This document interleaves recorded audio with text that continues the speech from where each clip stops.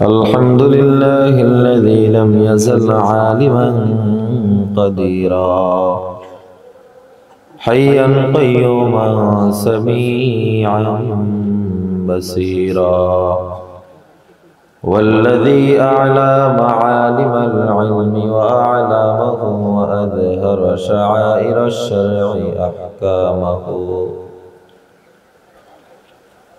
ونشهد أن سيدنا وسندنا وحبيبنا وطبيبنا وطبيب قلوبنا ومولانا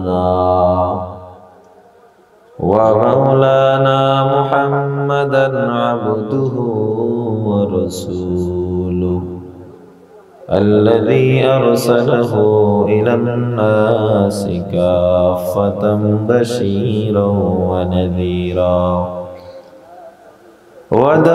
وداعيا إلى الله بإذنه سراجا وقمرا منيرا أما بعد فأعوذ بالله من الشيطان الرجيم بسم الله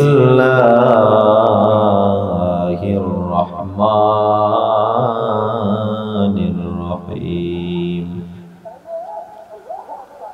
وما أرسلناك إلا رحمة للعالمين صدق الله العظيم আপনারা এটা কি সাউন্ড সেট করেছেন মাইক রাখেন একটা মাইক কই মাইকে সাউন্ড দেন এই সাউন্ড অফ করে দেন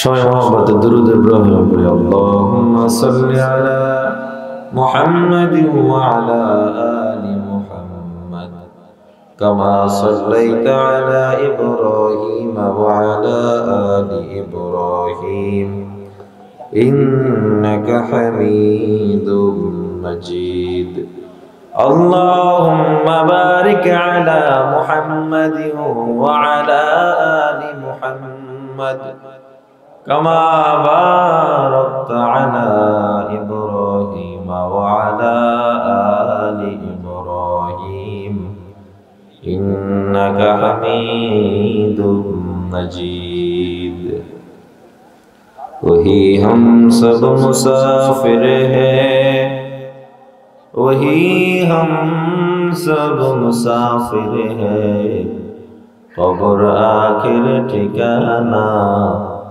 कोई आगे रवाना है कोई पीछे रवाना रब्बी अल्लाह ला इलाहा गैरुहु ونبيه محمد مصطفاه ديني الإسلام دين موقه أرزق فرانا وعفان عنده مقتدايا نبي وصحبه رجوما للهدايا في سماه لا إله إلا الله لا إله إلا الله لا إله إلا الله لا إله إلا الله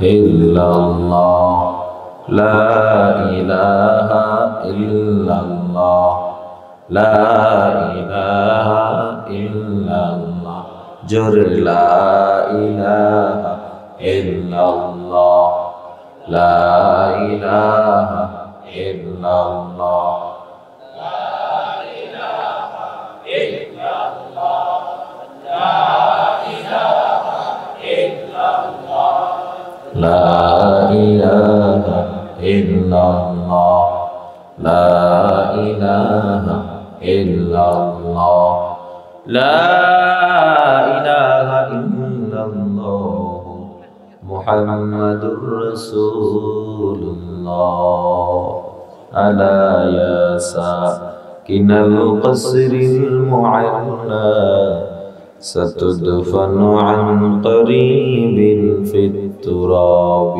له ملك ينادي كل يوم لدول الموت يبنو للخراب قليل عمرنا في دار دنيا ومرجعنا إلى بيت التراب لا إله إلا الله لا إله إلا الله لا إله إلا الله لا إله إلا الله لا إله إلا الله لا إله إلا الله لا إله إلا الله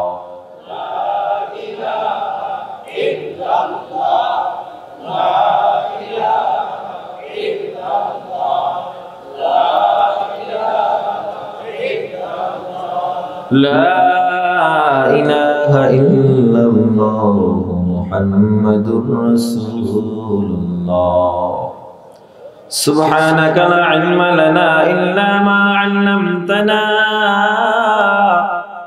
إنك أنت العليم الحكيم رب اشرح لي صدري ويسر لي أمري واحلل عقدة من لساني يفقهوا قولي الحمد لله মানিকপুর পশ্চিমপাড়া বাইতুল করিম জামে মসজিদের উদ্যোগে আয়োজিত ওয়াজ ও দোয়ার মাহফিলে উপস্থিত মুহতারাম সভাপতি মুআজ্জাজ কালাম হযরত উলামা ইকরাম দূর দূরান্ত থেকে আগত আল্লাহ পাকের আশিকিন জাকিরিন শাকিরিন বন্ধুরা কলিজার টুকরা সমাবেশী যুবক ও ছাত্র ভাইরা পর্দার আলে আমার মা ও বোনেরা আল্লাহ তাআলার দরবারে অসংখ্য অগণিত শুকর ও সুজুদ যিনি আমাদেরকে অত্যন্ত দয়া ও মায়া করে দ্বীনের নিসবতে আল্লাহ ও তার রাসূলের মুহাব্বতে কোরআন সুন্নাহর কথা শোনার সুযোগ করে দিলেন আল্লাহ তাআলার দরবারে আমরা সবাই জোরে একবার শুকর আদায় করি আলহামদুলিল্লাহ। ঘুমাইছেন সবাই? হ্যাঁ, কষ্ট হইতেছে আপনাদের? বক্তাদের না কষ্ট হয়, আপনাদের কি কষ্ট? আপনারা তো বাড়িতে খাইয়া আইছেন, আবার যাইবেন, যাইয়া খাইয়া আবার ঘুমাইবেন। আমার ড্রাইভার অসুস্থ, মা এমার্জেন্সি বাড়ি চলে গেছে, নিজে চালাই আইছে, না আসলে তো ঝামেলা। বাকি বক্তাদের জীবন এমন, মানুষ মনে করে এদের বউও নাই, এদের ছেলে সন্তান নাই, বাপ মাও নাই, এরা আলাদা জগতের আলাদা গ্রহের প্রাণী, বুঝলেন নাই? এরপর আপনাদের ফেরি আবার ওই ২৫০০ একটা ট্রাক কাভার ভ্যান উল্টে রয়েছে, এখন ১ ঘন্টা বয়ে গেছে। তারপর আমাকে টাইম ১০টা দিয়েছে, আমার টাইম আমি ঠিকই আসছে, কিন্তু আমার আগের বক্তা হুজুর একটু বেশি তারা ছিল, ব্যস্ততা ছিল, যে কারণে হুজুর চলে গেছে। যাই হোক, স্টেজে প্রধান বক্তা ১০টায় ওঠে সব জায়গায়, ঠিক কি না? আগের বক্তা যিনি, ওনার একটু সার্ভাইভ করতে হয়, কন্ট্রোল করতে হয়। যাই হোক, আপনারা ঘুমায় যান নাই তো? আলহামদুলিল্লাহ তো আসতে কইছেন কেন? জোরে কোন আলহামদুলিল্লাহ। না আজ হইব না তো, একটু জোরে বলেন আলহামদুলিল্লাহ। আল্লাহ বলেছেন লা ইন শাকারতুম লা আযীদান্নাকুম, যদি শুকর আদায় করো আমি আল্লাহ কি করব? ওয়াজ অর্ধেক ঠিকই পারেন আপনারা, খালি আমল করেন না, ঠিক কি না? ঠিক আমল করেন, আবার ঠিক না। যাই হোক, আল্লাহ নিয়ামতের শুকর আদায় করলে নিয়ামত বাড়ায় দেয়, আর যদি শুকর আদায় না করে কি করে আল্লাহ? কি পান খাই না, পানি তো থাক, লাগবে না, এখন কিচ্ছু লাগবে না। আর যদি নিয়ামতের শুকর আদায় না করো, আমি আল্লাহ তাআলা নিয়ামত ছিনাইয়া নেব। শুধু তাই না, বরং কঠিন আযাবে পতিত করব। আল্লাহু আকবার। আল্লাহ তাআলা বলেন, হে নবী আমি আপনাকে প্রেরণ করি নাই, ওয়ামা আরসালনাকা, আপনাকে প্রেরণ করি না ইল্লা রাহমাতাল লিল আলামিন, হ্যাঁ আপনাকে প্রেরণ করেছি তবে আলামিনের জন্য রহমত স্বরূপ।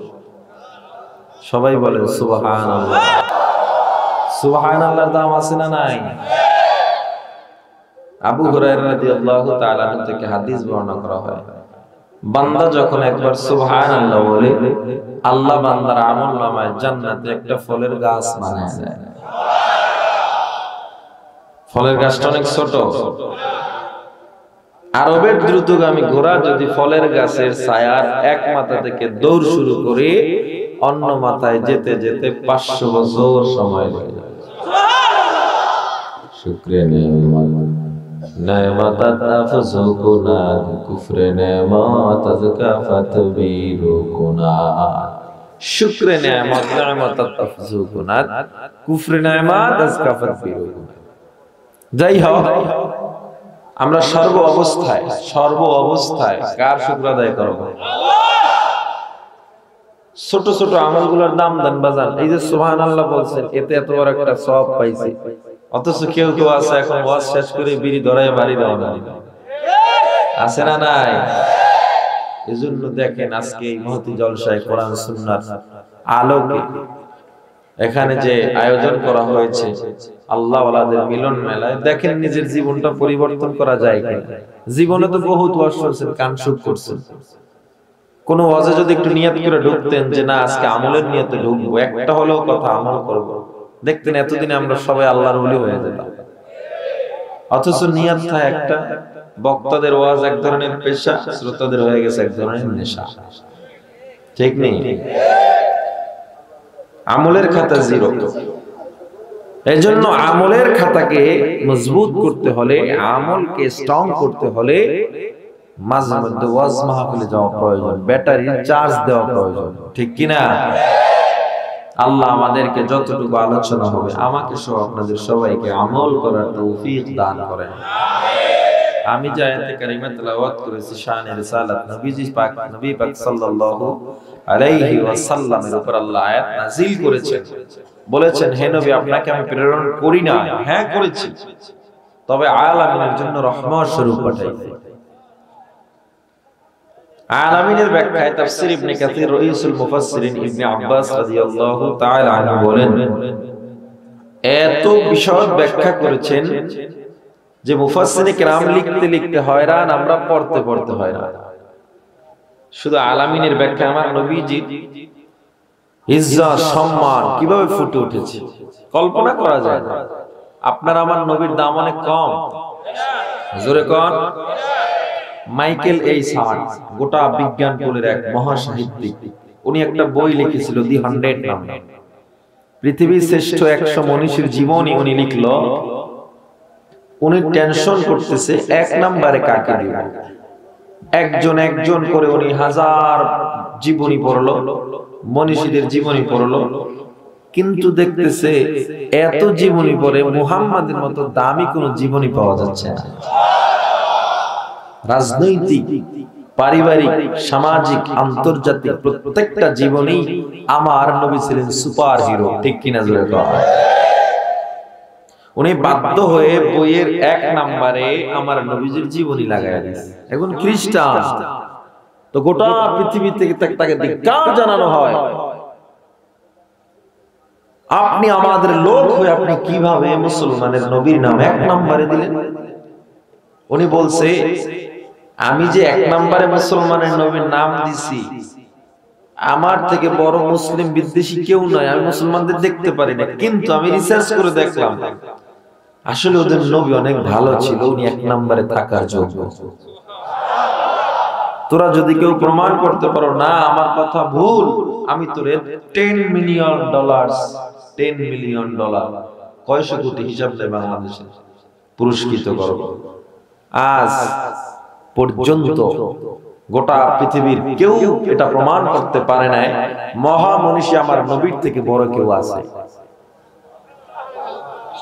আপনি আমি সেই নবীর উম্মত হতে পেরে খুশি না বেজার? আরো জোরে কোন। নবীজি বলেন সে আমার উম্মত যে আমার সুন্নাত মানে আর তারাই আমার সাথে জান্নাতে যাবে। আমরা কারা কারা নবীর সাথে জান্নাতে যেতে চাই? হাত হাত নামান। সবাই হাত উঠেছে। তাইলে দাড়ি কাটেন কেন? নামাজ পড়েন না কেন? সুদ খান কেন? ঘুষ খান কেন? অন্যায়ভাবে গরিবের জমি মেরে খান কেন? অন্যায়ভাবে রিকশার উপরে চর লাগান কেন? জান্নাত তো কি এত সোজা? আহা,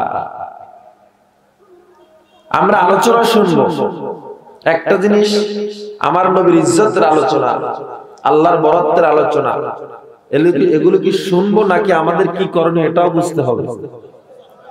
মূলত নবীজির প্রত্যেকটা ক্ষেত্র বিশেষ, প্রত্যেকটা কোনায় কোনায় রনে রনে উম্মতের জন্য নিদর্শন রয়েছে। লাকাদ কানা লাকুম ফি রাসূলিল্লাহি উসওয়াতুন হাসানাহ। নবীজির জীবনের ভিতরে আমাদের জন্য বিশদ নিদর্শন রয়েছে, উপদেশ রয়েছে, যা গোটা পৃথিবীর বিজ্ঞান, গোটা পৃথিবীর দার্শনিক পণ্ডিত সবাই এ পর্যন্ত একমত, মহামনীষী নবীর ব্যতিরিকে কেউ নাই। কোন মনীষীদের জীবনী পড়ে আজ পর্যন্ত অনুপ্রেরিত হয়ে ইন্সপায়ার হয়ে কোন বেঈমান আজ পর্যন্ত ইতিহাস পাওয়া যায় না মুসলমান হয়েছে, কিন্তু আমার নবীর ইতিহাস পড়ে হাজার হাজার ইহুদি মুসলমান হয়ে গেছে। নবীর চেহারার দিকে যদি শুধু ক্ষুধা নিয়ে কেউ তাকাইতো 7 দিনের ক্ষুধা নিবারণ হয়ে যেত। আমার নবীর গায়ে মশা মাছি পড়া পর্যন্ত হারাম। নবীর গায়ের ঘামগুলো আম্মা জান আয়েশা থেকে মুসনাদ আহমদ হাদিস বর্ণনা করা হয়, গায়ের ঘামগুলো শিশি বোতল ভরে ভরে রেখে দিতেন, কোন অনুষ্ঠান হলে ছেড়ে দিতেন, মেশক আম্বরের চেয়েও ওই মজলিস সুবাসিত হয়ে যেত। এটা আপনার আমার নবী, অথচ আপনি আমার নবীকে আমরা মানি না। আপনি যদি আমেরিকা যান, সুইডেন যান, কেনিয়া যান, কানাডা, রাশিয়া যান, কেউ যদি দেখে আপনার মাথায় টুপি, গায়ে লম্বা জামা, এরপরে গালে দাড়ি, ওই খ্রিস্টানও নির্দ্বিধায় বলবে আসলে এটা একটা মুসলমান, ঠিক কিনা? এর দ্বারা একজন খ্রিস্টানের মাইন্ডে এটা কাজ করলো, মুসলমান তো সে যারা ওই তাদের মহামনীষী নবীর জীবনী মেনে চলে, ঠিক কিনা? একজন খ্রিস্টান এটা বুঝলো, আপনি মুসলমান হয়ে বুঝেন না, আফসোস।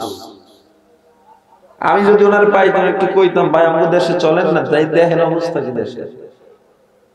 নবীজি বলছেন সুন্নাত মানা ছাড়া আমাকে পাবা না, আর আল্লাহ বলছেন নবীরে না পাইলে আমি আল্লাহকেও তোমরা পাইবা না। তার মানে জান্নাত নবীকে ভালোবাসা ছাড়া পাওয়ার কোনো সুযোগ নাই, কোনো সুযোগ নাই। এখন নবীকে যদি মানতে যান, টুপি লাগবে, দাড়ি লাগবে, সুন্নাত লাগবে। এখন যদি এগুলো মানতে যান তাহলে আপনার হুজুর হতে হবে। হ্যাঁ, অবস্থা কি? হুজুর যারা হয় না এদের লজ্জিত হওয়ার কথা। হুজুর হওয়া মানে মাওলানার কথা বলতেছে, সুন্নাত মানার কথা, তাদের লজ্জিত হওয়ার কথা। সেটা না হয়ে যারা হুজুর হইছে, যারা সুন্নাত মানে, টুপি মাথায় দিয়ে চলে, এদেরকে বেদারিওয়ালা, বেটুপিওয়ালা তিরস্কার করে। ঠিক আপনার আস্তে কইলো ঠিক, জোরে কইলো ঠিক, জোরে কোন ঠিক না বে ঠিক? আফসোস লাগে, হুজুর কো কাম নাই, খালি মানুষের বাড়ি খায় আর ঘুরি বেড়ায়, ঠিক কিনা? ঠিক, মানুষের বাড়ি খায় আর ঘুরি বাড়ি, ঠিক? হ্যাঁ, মানুষের বাড়ি খায়। আমি যদি মুরব্বির বাড়ি খাইতে যাই, আড্ডা খাইতে গেছি না, আমার রিজিক আল্লাহ দিয়ে দিয়েছে, ওটা আমি খাইছি। এটা শুধু মাদ্রাসা চলার না, আপনিও সুন্নাত মানেন। আল্লাহ তাআলা বলেন যারা নেক আমল, উত্তম আমল করবে, কোরআনে আল্লাহ জানাই দিয়েছেন আমি আল্লাহ তাদেরকে উত্তম রিজিক দিব, উত্তম রিজিক, ঠিক কিনা? জোরে কোন। এজন্য যারা হুজুর, এদেরকে আল্লাহ একটু বেশি খাওয়ায়, এটা নিয়ে আপনি হিংসা করেন না। আপনি যে কোন মানুষের বাড়ি খায়, আপনি খাইলে খাওয়ান পেলে ছাইরে দিতে, হাত উঠান তো, কে খাওয়ান পেলে ছাইরে দিবে? খাওয়ান আবার ছাড়েনি কেউ, ঠিকই খাইতো, খালি দোষটা দেয় হুজুর। চার দোকানে বয়ে বয়ে দেখবেন কোনো কাজ নাই, বিড়ি খায় আর চা খায়, আর হুজুর এই দেশটা খাইছে। কোনটা ঠিক? হুজুরের দেশ খাইছে না যেটা কয় এইটা ঠিক? এটা ঠিক যেটা কয়, এটা বে ঠিক কয়, ঠিক কি কয় ঠিক, এটাও তো বে ঠিক। মানে বুঝাইতে পারতেছেন না? বুঝছেন? বুঝছি।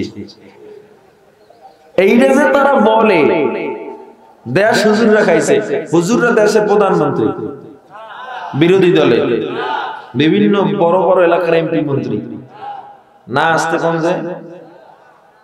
হ্যাঁ, গুলশান হত্যাকাণ্ড, গুবিবাগ হত্যাকাণ্ড, নারায়ণগঞ্জের 7 মার্ডার, এরপর হলমার্ক কেলেঙ্কারি, শেয়ার বাজার কেলেঙ্কারি, এই সব হুজুররা করছে না? হুজুররা করছে না? খাজুররা করছে?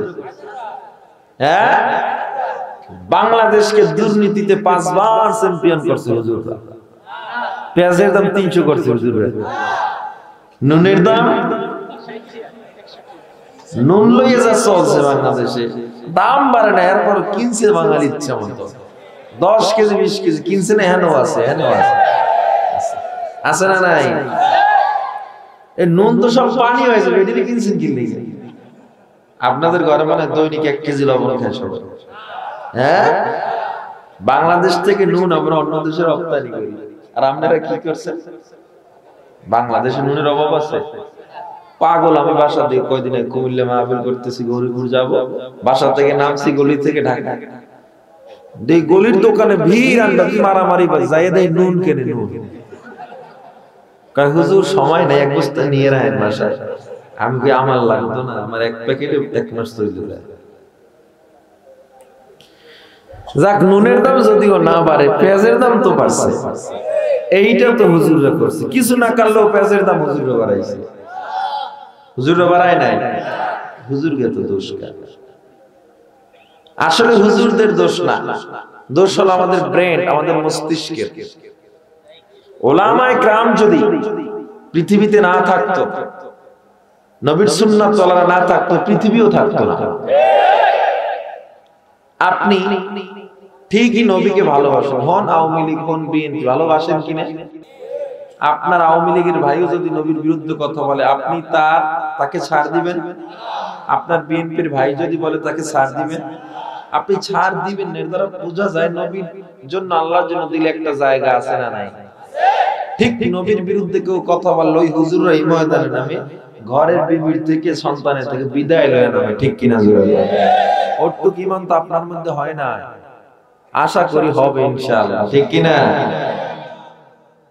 আমি এর জন্য প্রায় সময় একটা কথা বলে থাকি, যারা বলে হুজুররা দেশ খাইছে, হুজুরদের কারণেই এত সমস্যা, হুজুরদের যারা দেখতে পারে না, মূলত জান্নাতে যাওয়ার জন্য হুজুরও প্রয়োজন ছিল, এরপরও যারা হুজুরদের দেখতে পারে না, ওদের জানাজা কুত্তার মতো হবে, কোনো হুজুর পড়াতে পারবে না, ঠিক কিনা? জোরে কন। জানাজা দিতে হবে না। যারা আরেক দল আছে, আচ্ছা আমাকে বলেন তো, পৃথিবীর শ্রেষ্ঠ গ্রন্থের নাম কি? আরো জোরে বলেন। ঋগ, বেদ, গীতা, বাইবেল, রামায়ণ, এই সমস্ত বই রিসার্চ করে কোন বেঈমান আজ পর্যন্ত, কোন মুসলমান বেঈমান হয় নাই। কোরআন রিসার্চ করে কোটি কোটি বেঈমান মুসলমান হয়েছে। ১৫০০ বছর হয়ে গেল, কোরআনের একটা হরকতের ভুল কেউ বের করতে পারে না। কেউ পেরেছে? পারে না। যারা ভুল বের করতে গেছে কোরআনের আয়নায়, তাদের ভুল ধরা পড়ে মুসলমান হয়ে গেছে। হাজার ইতিহাস, হাজার ইতিহাস। মাইকেল নীলার মাস্টার, মাইকেল কলিন্স চাঁদে গেছে, চাঁদে গিয়ে একটা ছন্দ শুনছে, ওনার কাছে খুব ভালো লাগছে। উনি চাঁদ থেকে ফিরে ওনার বন্ধুর সাথে মিশরে গেছে। কোথায়? তো সেখানে শুনতেছে এক মসজিদে আযান চলতেছে। কি চলতেছে? তখন মাইকেল নীলার মাস্টার বলতেছে, ভাই দোস্ত, এই যে সাউন্ড, এটা কিসের সাউন্ড? বলে মুসলমানের আযানের সাউন্ড। কয়টা তো আমি চন্দ্রদেশে শুনতে পেয়েছি। এরকম একটা না, দুইটা না, হাজার ঘটনা, হাজার হাজার ঘটনা। আজ পর্যন্ত মেঘে ভগবান ফারা তারা লেখা পাওয়া যায় নাই, আল্লাহ লেখা উঠেছে। অ্যামাজনের ব্রাজিল জঙ্গলে গাছ উঠেছে এমন ভাবে যে লা ইলাহা ইল্লাল্লাহু মুহাম্মাদুর রাসূলুল্লাহ। মুরগি কখনো ভগবান ডাকে না, ফারা তারা ডাকে না, আল্লাহ বলে ডেকেছে। ঠিক কিনা? জোরে কও। এজন্য কোরআন সত্য না মিথ্যা?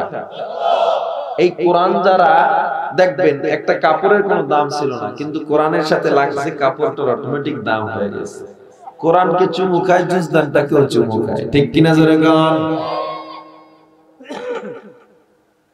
শুধু তাই নয়, এটা রেহালের কাঠের কোনো দাম ছিল না, কোরআনের সাথে লাগলো, কত সুন্দর, কত বড় দাম হয়ে গেল। এই কোরআন যাদের সিনায় তাদের দাম আছে না নাই? আর জোরে গান। সেই উলামায়ে কেরামের, সেই ছাত্রদের অনেক দাম, অথচ মুসলমানের সন্তান হয়ে যাদের হুজুর হওয়ার কথা ছিল, সবার জান্নাতে যেতে হলে সুন্নাত মানার কথা ছিল, এরা বলে মাদ্রাসায় জঙ্গি ট্রেনিং হয়। যারা বলে মাদ্রাসায় জঙ্গি ট্রেনিং হয়, ওদের কান ধরে এসে দেখানো দরকার, তোর মা বাবা তোর জানাজার ট্রেনিং মাদ্রাসায় হয়। ঠিক কিনা জোরে গান?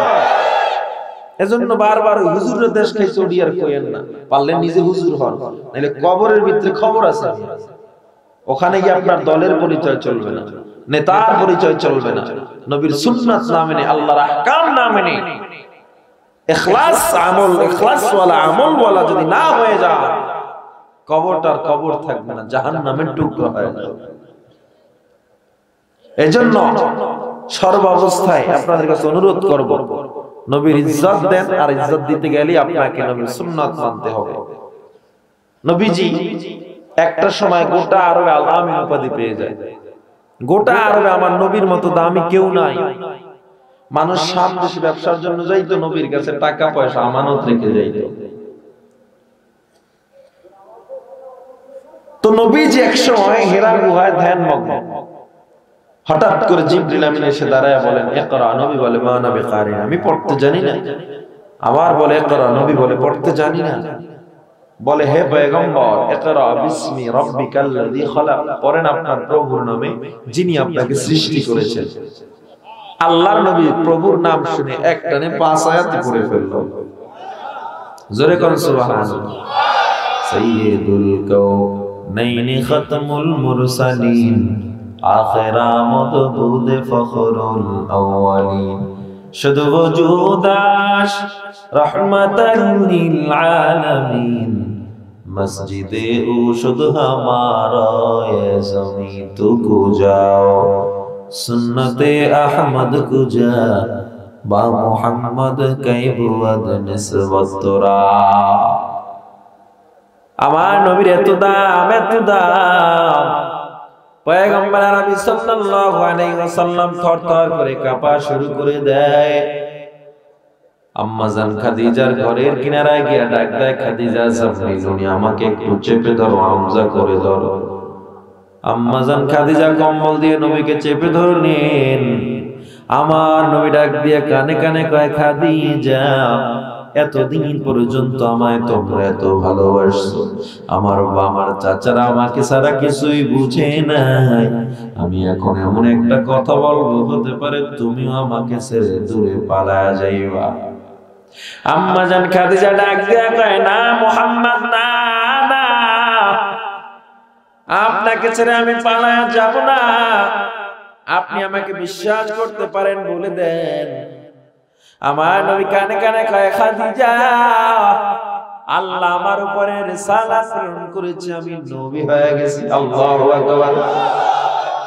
আম্মা জান খাদিজা ডাক দিয়া কয়, পয়গম্বর,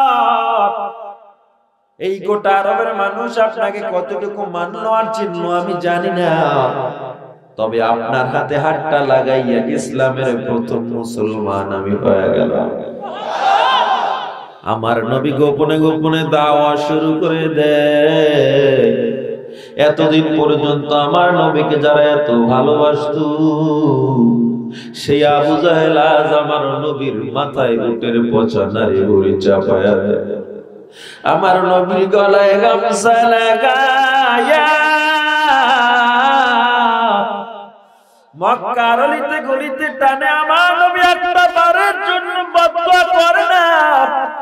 জিবরিল আমিন এসে ডাক দিয়া কয়, নবী একটা বার আপনি বলে দেন, আমি উহুদের পাহাড় দিয়া গোটা আরবকে ধ্বংস করে দিব। আমার নবীর কত মায়া জানো। আমার নবী কয়, না না, ওরা অবুঝ, ওরা বুঝে না, ওদের কিছুই করবা না। আল্লাহু আকবার বলেন, আল্লাহু আকবার। হে নবীর উম্মতের দল, আল্লাহর গোলাম, পয়গম্বর আরবি সাল্লাল্লাহু আলাইহি ওয়াসাল্লাম আমার নবীজি একটা পর্যায়ে নবুয়তের 10ম বর্ষ, আমার নবীজি দুনিয়াতে এত অত্যাচারিত, এত মাজলুম, বেঈমানরা আমার নবীর এত মানে, আমার নবী রাত্রিবেলা খাদিজার কাছে যায় একটু আরাম পায়, খাদিজা বুঝায় মোসায়। হঠাৎ করে নবুয়তের 10ম বর্ষে খাদিজা দুনিয়া থেকে বিদায় হয়ে যায়। আমার নবীর একমাত্র আপন এবার আবু তালেব, একই বছরে আবু তালেব দুনিয়া থেকে বিদায় হয়ে যায়। আমার নবী ডানে তাকা, আমার নবীর মা নাই। আমার নবীর বামে তাকা, দেখে বাবা নাই। আমার নবীর আপন বলতে কেউ নাই। নবীজি বাধ্য এক পর্যায়ে উম্মে হানি ফুফির বাড়ি চলে যায় তায়েফে। তায়েফ শাসন করত 2 ভাই। তারা প্রশ্ন করে, ও মুহাম্মদ এখানে কেন আসছো? কালেমার দাওয়াত দিতে নাকি আসছো? আমার নবী বলে, হ্যাঁ। কয়, খবরদার কালেমার দাওয়াত এখানে দেয়া যাবে না, কালেমার দাওয়াত যদি দাও আমরা ছাড়বো না। আমার নবী বলে, মারো আর কাটো, আমি নবী দাওয়াত থেকে পিছপা হব না। ও নবীর উম্মত রে দাল, নবীজি যখন দাওয়াতে নেমে যায়, মক্কার ওই তায়েফের ছোট ছোট বাচ্চাগুলোর লেলিয়ে দেওয়া হয়। ওই ওর গায়ে পাথর মারো, মানুষ না পাগল।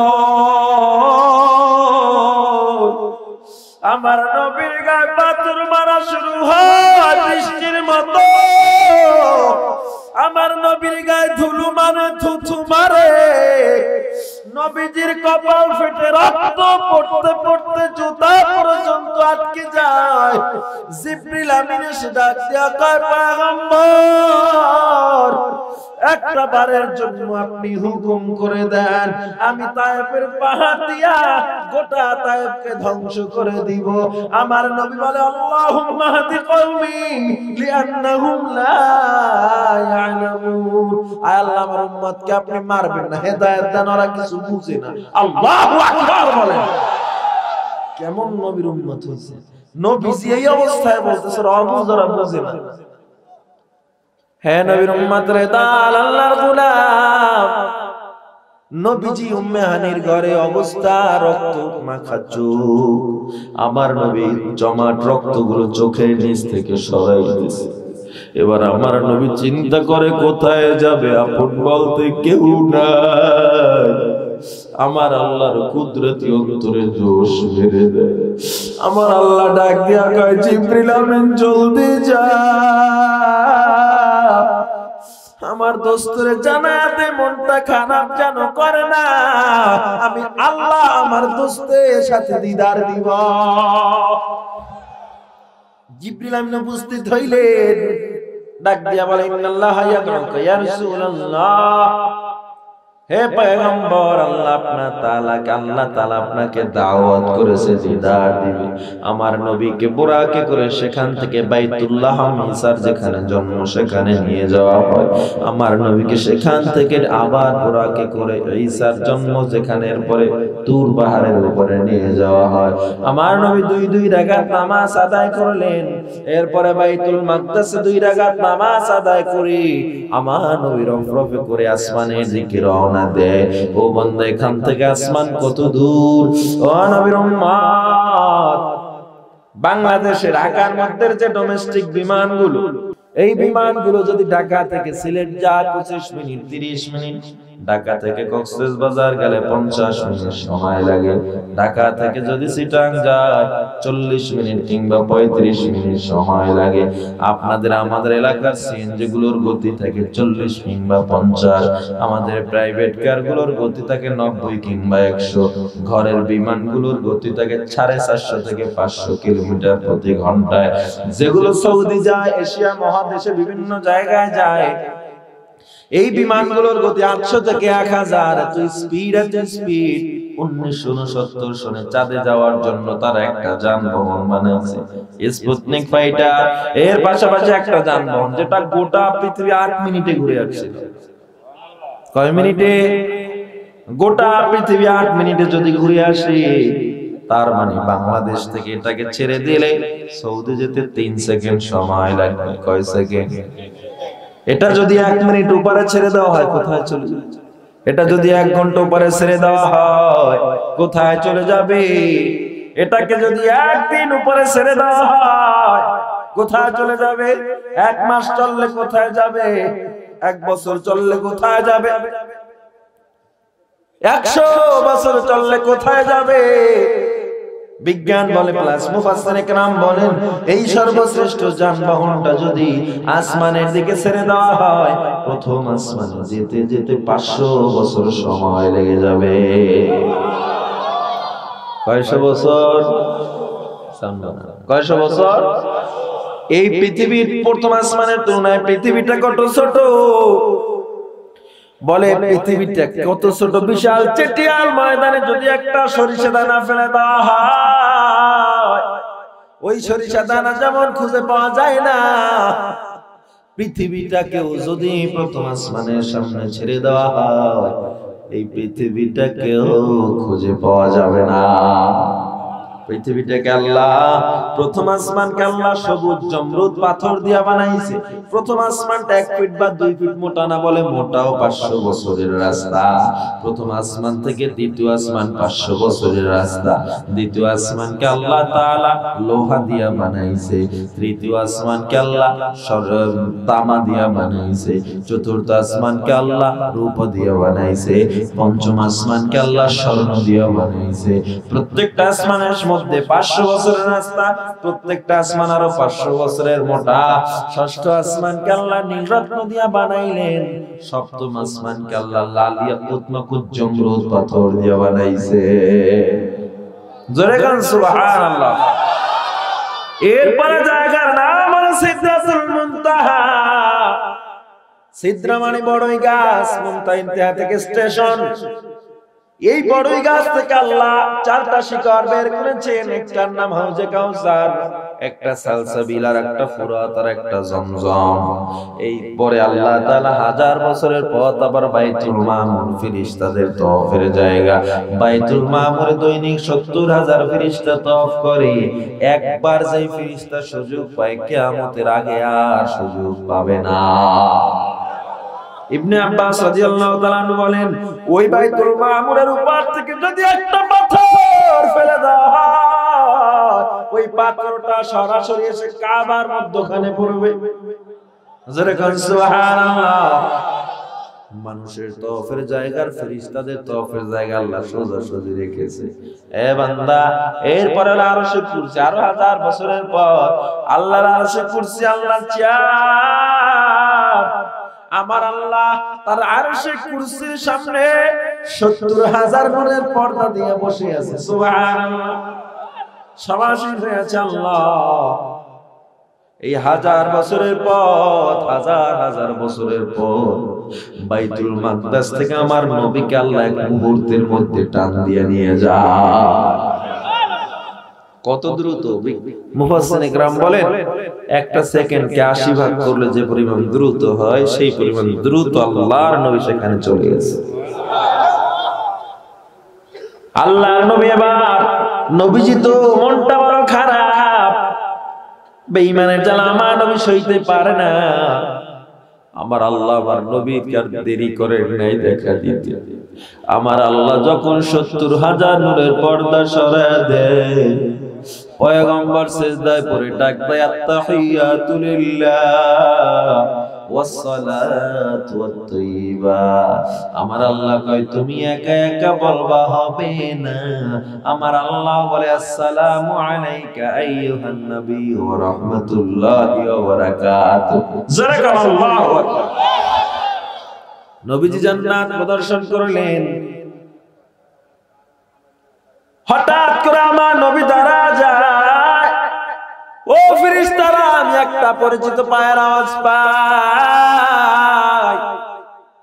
এই পরিচিত পায়ের আওয়াজ কার আমায় জানা দাও।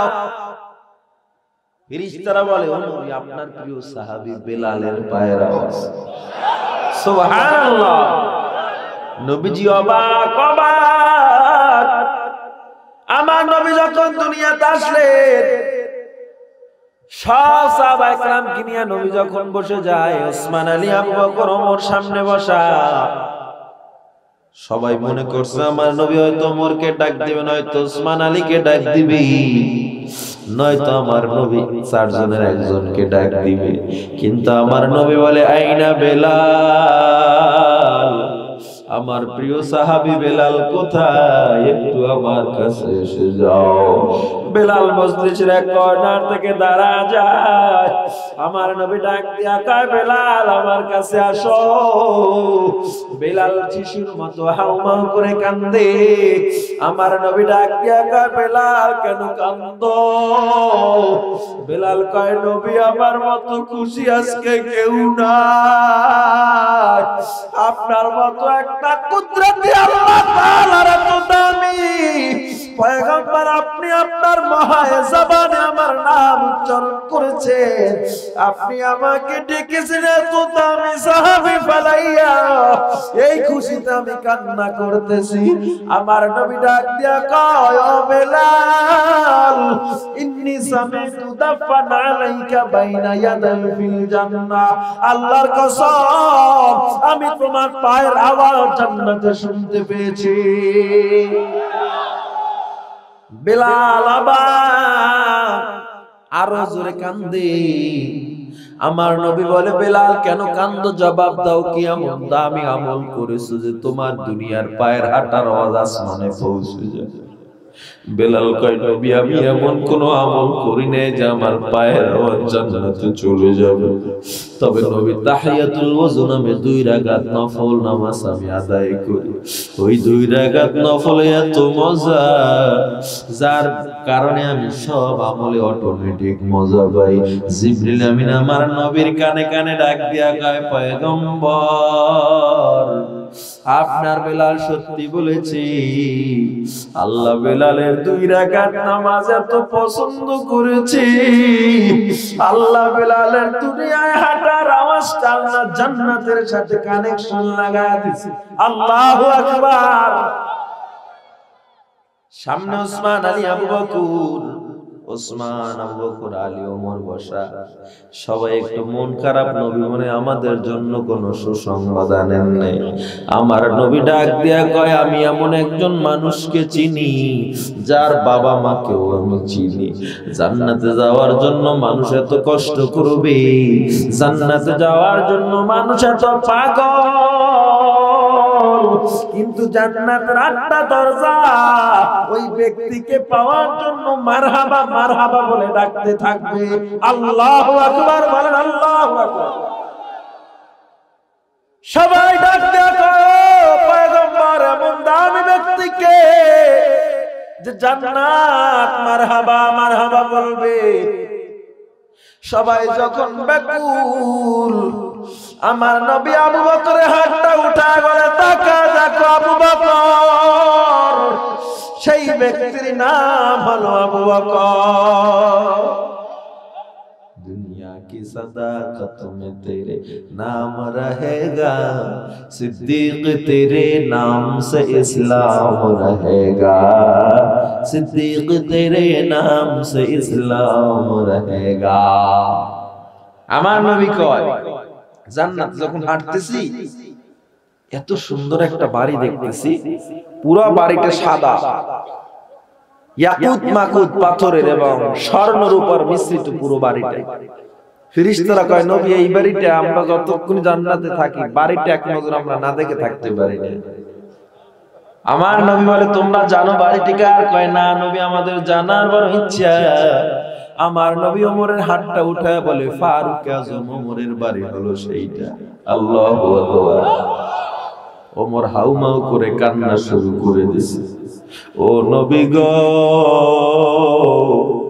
আমি ছিলাম জাহান্নামের আসামি, এই তরবারি নিয়ে আপনাকে আমি মারতে যাচ্ছিলাম, আজকে আপনি কালেমার রশি গলায় লাগাইয়া এত দামি বানায়া দিলে, এই ওমর আমি দুনিয়ায় এরপর আমার জন্য জান্নাতে প্রসাদ তৈরি হয়েছে। ও নবী বাড়িটা আমার না আপনার। আল্লাহু আকবার বলেন, আল্লাহু আকবার। আমার নবী কয় জান্নাতে প্রত্যেকটা মানুষের প্রত্যেক নবীর একজন দোস্ত হবে। ওসমান তুমি হওয়া জান্নাতে আমার দোস্ত। জোরে কোন আল্লাহু আকবার। আলী একা বসে আছে, আমার নবীকে আলী কি ভয় পাইছে চিন্তা করো না, টেনশন নাই। আল্লাহ জান্নাতে আমার বাড়িটা যেখানে দেবে মুখোমুখি বাড়িটা হবে তোমার বাড়ি। ওই ঘরে বসে হাসান হোসেন নানু বলে ডাক দিবে, এই ঘরে বসে আমি জবাব দিব। জোরে কোন আল্লাহু আকবার। বাকি সাহাবায়ে কেরাম সবাই কান্দে ঘটনা শুনে। আমার নবী বুঝতে পেরেছেন সবাই সুসংবাদ চায়, এত কষ্ট করে দিনের জন্য। আমার নবী এমন একটা দৃষ্টান্ত উপস্থাপন করলেন, বলে তোমরা সবাই আমল এবং পরিচিত সাহাবী, আমি এমন একজনকে এখন ইশারা করব যাকে ঠিক মতো চিনো না, তবে সেও জান্নাত। তার মানে তোমরা টেনশন করো না, সে যদি এত বড় দামি হয় তোমরাও দামি। আমার নবীকে প্রশ্ন করে ওমর নবী সে কে? আমার নবী বলে সে ব্যক্তি এমন ব্যক্তি যে আমার স্থানে বসে তোমাদেরকে নসিহত করার যোগ্যতা রাখে। ওমর কয় নবী এই সাহাবীকে আমার দেখতেই হবে। নবী নাম কয় না, ওমর অনেক জোরাজুরি করে, নবী নাম বলে না। হাদিসে বলা হয় ওমর নবীর এই কোমর পর্যন্ত পিছন থেকে এরকম জড়ায়া মাথাটা লাগায় দিয়েছে, নবী নামটা বলে যাবে। আমার নবী কয় ওমর সবার সাথে মুআনাকা করো, মুআনাকা করলেই পরিচয় পেয়ে যাইবে। জোরে কোন সুবহানাল্লাহ। ওমর একজন একজন করে মুআনাকা শুরু করে দেয়। একজন একজনের সাথে যখন মুআনাকা শুরু করে দেয়, খাব্বাবের সাথে যখন মুআনাকা করলো, আমার নবী তাকা দেখে ওমর এবার পেয়ে যাবে। আমার নবী ঘরের মধ্যে চলে যায়, কারণ আমার নবী কান্না সইতে পারবে না। ওমর যখন খাব্বাবের সাথে মুআনাকা করলো, ওমর পিঠে হাত দিয়ে দেখে খাব্বাবের পিঠে গোশত নাই, সব হাড্ডিগুলো দেখা যায়। খাব্বাবের যখন চাদরটা সরাইলো, তাকা দেখে খাব্বাবের সাদা হাড্ডিগুলো দেখা যায়। খাব্বাবের পিঠে কোনো গোশত নাই, চর্বি নাই। ওমর এবার ডাক দিয়া কয় ভাই খাব্বাব তোমার পিঠের গোশত কোথায়? খাব্বাব কান্দে, জবাব দেয় না। আবার কয় ভাই তোমার পিঠের গোশত কোথায়? খাব্বাব চোখের পানি ছেড়ে ডাক দিয়া কয় ভাই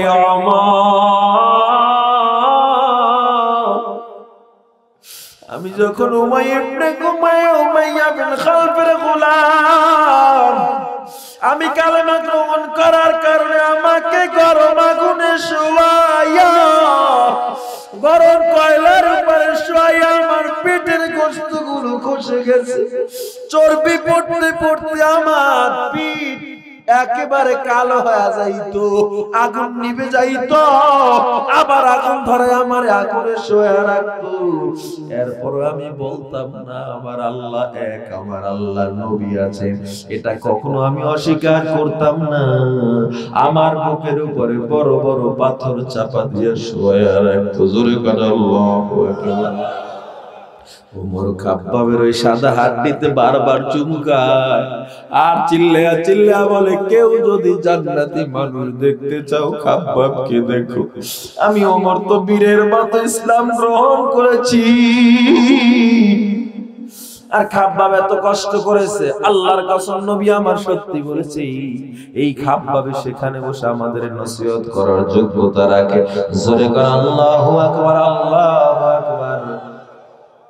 কেমন উম্মত হয়েছে, নবীর জন্য জীবন দিতে প্রস্তুত ছিল অল টাইম।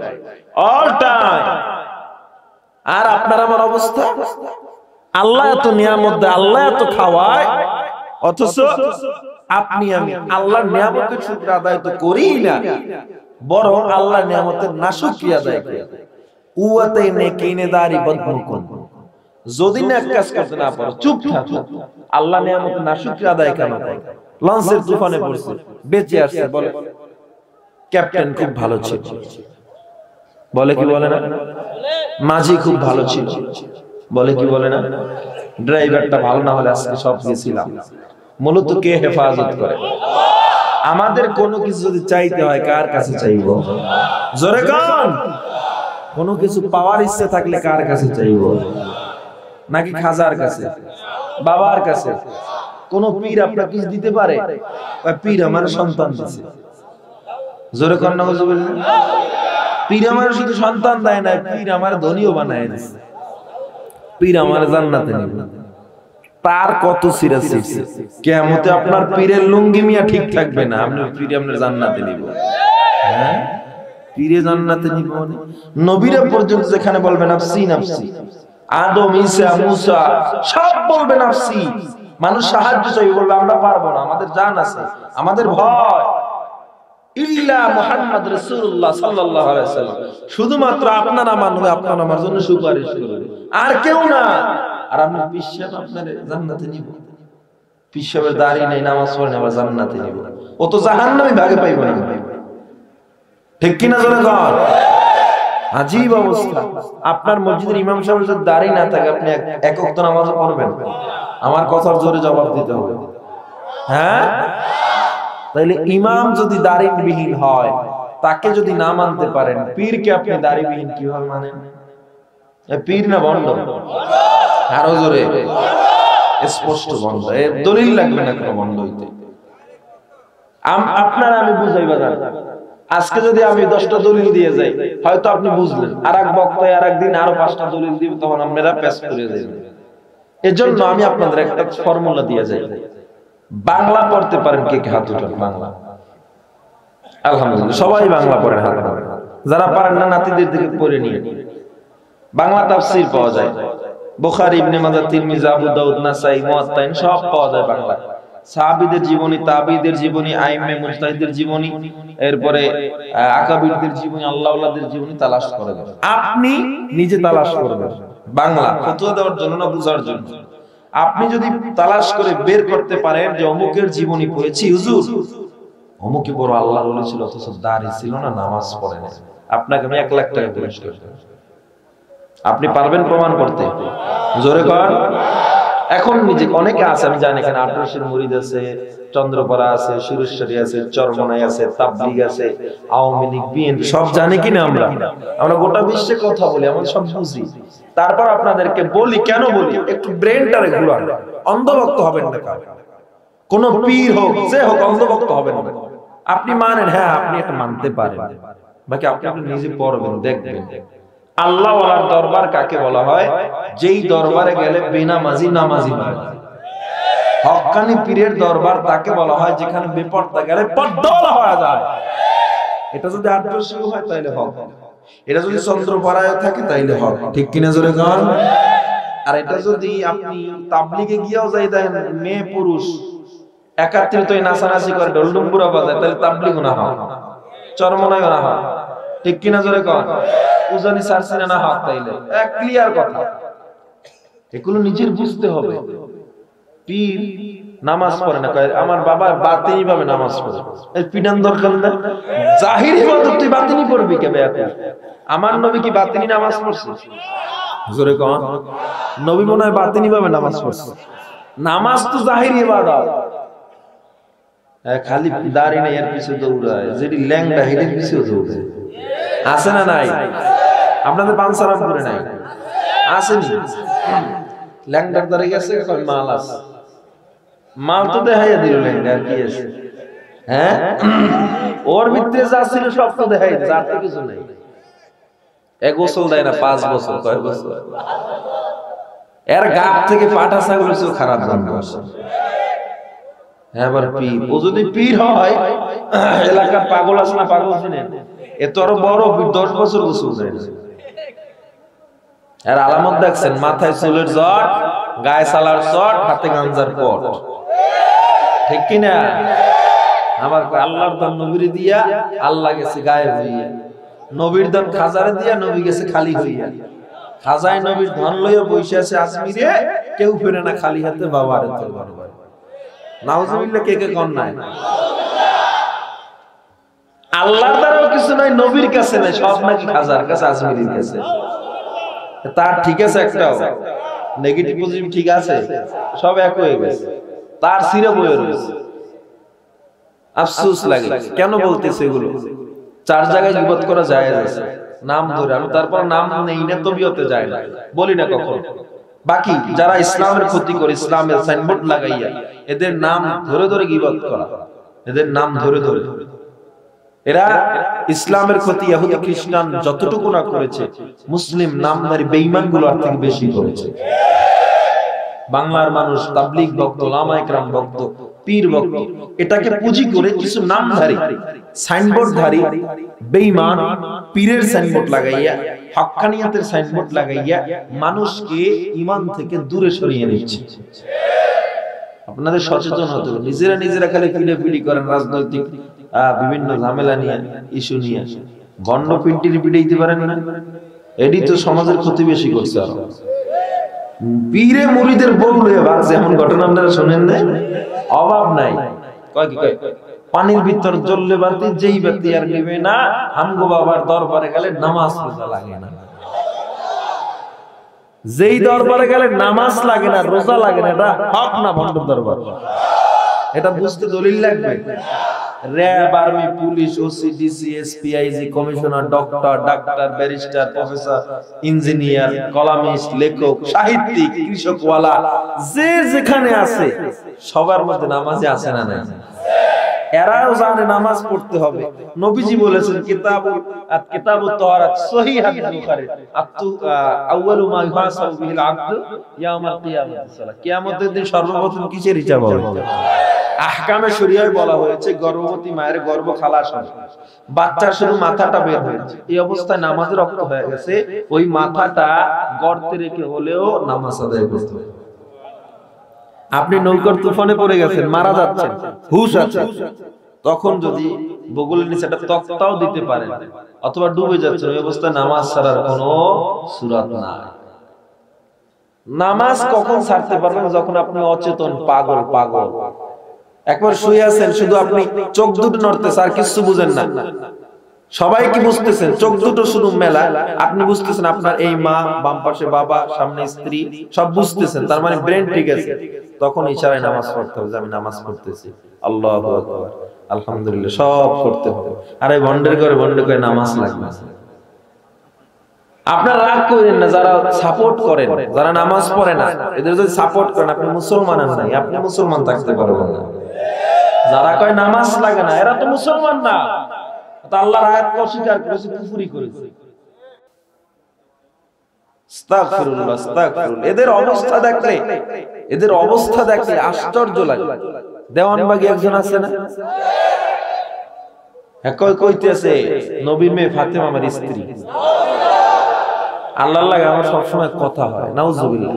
আরো বহু কিছু এটি নিয়ে কওয়ার সময় আমার নাই, খালি একটু নিজেরা বুঝে নিন, প্রয়োজন নিজেরা পড়ে নিন, যে স্তরে থাকে নিজেরা পড়ে একটু আল্লাহ তাআলার দিকে জবাবদিহিতার জন্য প্রস্তুত হয়ে যান। ওলামায়ে কেরাম কিন্তু কম গাইলেন নাই। ওই যত বুঝাম কতক্ষণ পর কবে হুজুরে গীবত হয়ে গেছে আরেকজন, এজন্য কইতেও মনে চায় না। শুধু আল্লাহ জিজ্ঞেস করার জন্য বলতেছি, দায়িত্ব নিয়ে বলতেছি। নিজেরা একটু বুঝেন হক কোনটা না হক কোনটা, সত্য কোনটা মিথ্যা কোনটা, নিজেদের বুঝের এখন জ্ঞান হয়েছে। এখন আর ওই 80 নাকাল নাই, এখন আর 80 সনের বাংলাদেশ নাই যে মোবাইল নাই, কিছু পড়তে পারবেন না, নেটে সার্চ দিলে সব কিতাব পাবেন, সব কিতাব নামায় নিয়ে এরপরে পড়বেন, পারা যাবে? এজন্য বলি, সেই নবীর উম্মত হইলাম, সে আল্লাহর গোলাম হইলাম, অথচ আল্লাহকে মানে, নবীকে মানে, এই পীরের পায়ে সিজদা দিই। এই কপাল কাকে সিজদা দিবে? আরো জোরে কোন? সন্তান দেওয়ার মালিক কে? সন্তান দেওয়ার মালিক আল্লাহ। আপনি বলেন সন্তান আমার পীর দেয়, আপনি যদি বলেন আমার রিজিক আমার পীর দেয়, আপনি মনে করবেন আপনি শিরকি করেছেন, মুশরিক হয়ে গেছেন, ঠিক কিনা? জোরে কর। আমার আল্লাহ বলে, ওরে বেঈমানের দল, কি চাইছো আর আলামে আমি আল্লাহ কি দিনে আমার একটু দেখায়া দে। এ বান্দা, তুই যখন ছোট ছিলি, দেখবেন ছোট ছোট বাছুর গুলো, ছোট ছোট মাছ গুলো, ছোট ছোট ছাগল ছানা গুলো, যত পশু পাখি আছে, দেখবেন সবাই জন্মের সাথে সাথে নিজের রিজিক নিজে তালাশ করে, ঠিক কিনা? জোরে কর। কিন্তু মানুষ এত দুর্বল, মানুষ নিজে খাইতে পারে না, চলতে পারে না,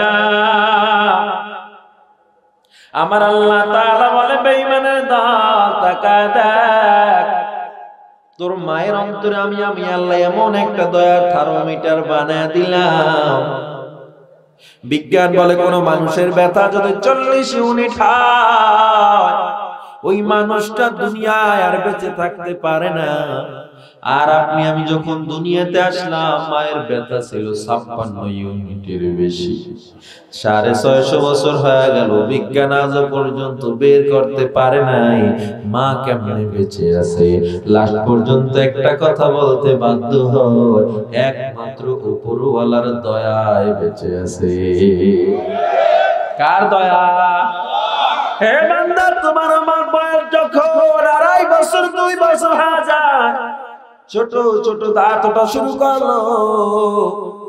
আমার আল্লাহ কয় তুই ভাত খাবি, আমি আল্লাহ তোর শুধু শুধু ভাত খাওয়াবো, তোরও ভালো লাগবে না। আমি আল্লাহ তোর জন্য নদীতে 1000 ধরনের মাছ বানায়া দিয়েছি। তোর রুই মাছ ভালো লাগে না, কাতলা মাছ খা। কাতলা মাছ ভালো লাগে না, ইলিশ মাছ খা। ইলিশ মাছের মাথায় এক রকমের মজা, ইলিশ মাছের লেঞ্জায় আলাদা ধরনের মজা, ইলিশ মাছের পিঠে এক ধরনের মজা, ইলিশ মাছের পেটের মাঝে আর এক ধরনের মজা, ইলিশ মাছের ডিমে আলাদা মজা, ইলিশ মাছ ভাজি করলে তৈলে এক মজা, আবার ঝোল রান্না করলে আলাদা মজা। কে দান করেছি? আর জোরে কোন কে দান করেছে? আমার আল্লাহ। না ভালো লাগে না গোশত খা, না ভালো লাগে না কত ধরনের সবজি আছে, জঙ্গলায় কত ধরনের পাখি হালাল বানা দিলাম।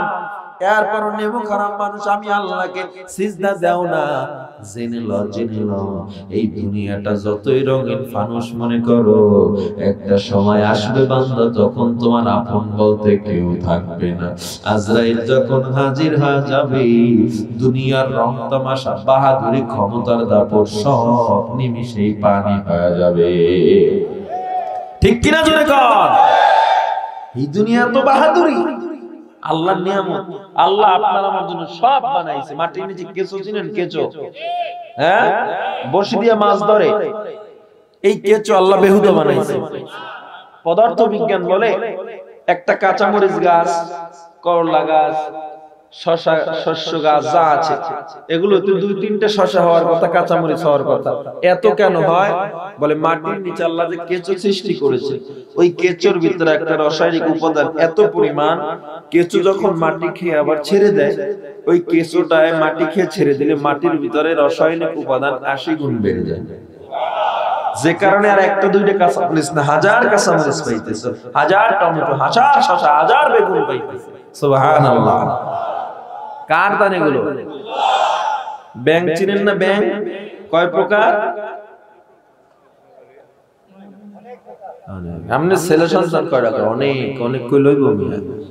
কেউ কয় 2, কেউ কয় 3। 2 বন্ধু ঢাকা উঠছে, কই দেখতেছে 30 তলা বিশাল এক বিল্ডিং। একজন কইতেছে এত বিশাল বিল্ডিং আমার তো মনে হয় 3 লাখ টাকার নিচে বানাইতে পারে না। 3 লাখ টাকার নিচে বানাইতে পারে না। আর এক বন্ধু কয় তুই কি বোকা, এটা কি 3 লাখ টাকা হয়? বেয়াকুফ, আমার তো মনে হয় 4 লাখ মিনিমাম লাগে। বুঝেন না? একজনে হাফ বুদ্ধিমান, একজনে ফুল বুদ্ধিমান। বিদেশ দিয়ে আইছে স্বামী, এই বউর একটা আতরের শিশি দিছে। বউ বিদেশ বোম্বাই মরিচ মনে করে পান্তা ভাতের লাগে খেয়ে ফেলেছে। বারবার কইতেছে, স্বামী কই তোমার গাত থেকে যে আতরে ঘ্রাণ পাই না, আতরটা তো লাগাও না। কিসের আতর? আমি না বুঝি বিদেশি বোম্বাই মরিচ, পান্তা ভাতের লাগে মাইরে দিছে। একটা কাজ করলো স্বামী, এবার শ্বশুরের কাছে বিচার দিছে, আব্বা মেয়ে তো একটা দিছে না, আতর খাইছে পান্তা ভাতের লাগে। কি? আর বাবাই কইতেছে এদিকে তোর একটা এত ক্লেভার একটা ট্যালেন্ট জামাই দিলাম, আর তুই আতর নাকি পান্তা ভাতের লাগে খাইছিস? জি আব্বা। তুই জামাইয়ের ইজ্জত একটু বুঝলি না? তুই জামাইয়ের চিনলি না, বুঝলি? ঘরে কি গরম ভাত ছিল? তুই গরম ভাতের লাগে খাইতে পারলি না? বুঝলেন? আপনারা কেউ কেউ 3 প্রকার, কেউ 4 প্রকার।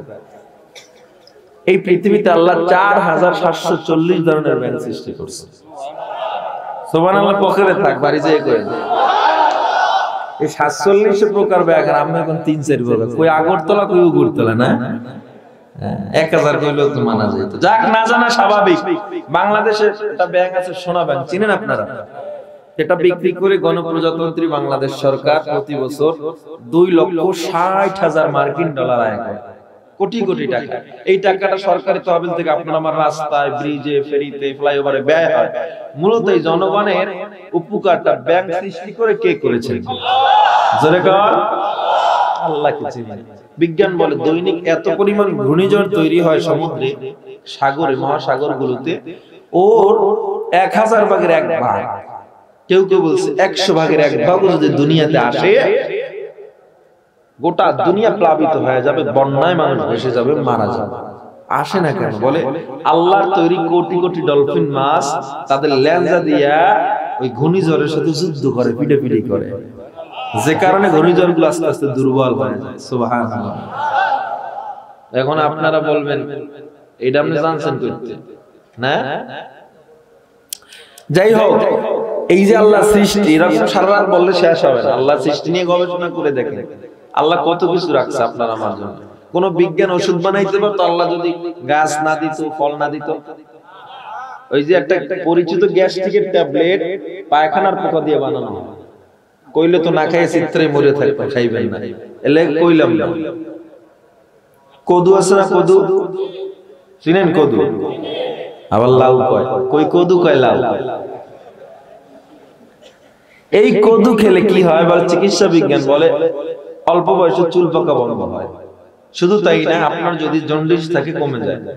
কদু খেলে কি হয় বলে বুকের জ্বালা পোড়া, প্রস্রাবের জ্বালা পোড়া কমে যায়। কদু খেলে কি হয় বলে পেট ঠান্ডা থাকে। সুবহানাল্লাহ। পাইলসের সমস্যা হয় না। এরপরে শিম আছে না? শিম চিনেন? কি করেন আপনারা? সই নি, সই কি? সিম। ওই গ্রামীণ বাংলা লিঙ্ক না, কিন্তু খায় যে এটা লম্বা। এই সিম খেলে কি হয় বলে রক্তের কোলেস্টেরল কমে যায়, ক্লোন ক্যান্সার, ডায়রিয়া থেকে মানুষ মুক্ত থাকে। বেশি করে সিম খান, পুঁই পাতা খান, গালের ব্রণ চলে যাবে। সুবহানাল্লাহ। এগুলো কার সৃষ্টি?